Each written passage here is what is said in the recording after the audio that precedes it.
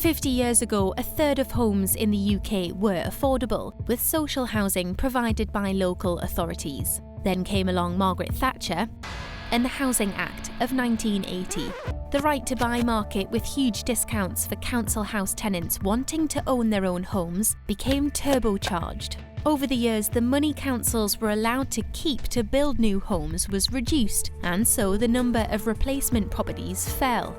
But it wasn't all selling off council houses. Deregulation in the city in the 80s made mortgages more available. Would-be homeowners didn't have to prove they could save before they could borrow.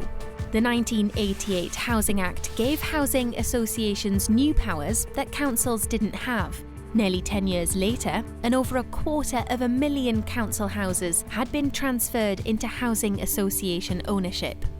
The housing crash at the start of the 1990s pushed many homeowners into negative equity, but by the mid-90s, house prices were on the up again, driven by a supply problem.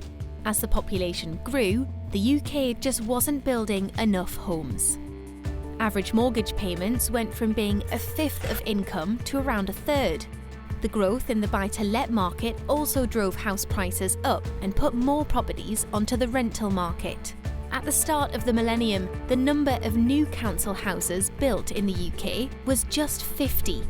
The 2007 global credit crunch caused housing hardship for some, but for others, the fall in house prices was an opportunity. More people invested in property, bloating the rental sector.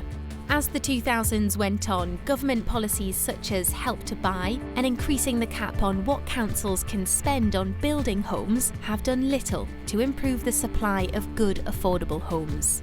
At the time of the Queen's Silver Jubilee in 1977, councils provided 32% of homes in the UK. At the time of this year's Platinum Jubilee, that number is approximately just 8%.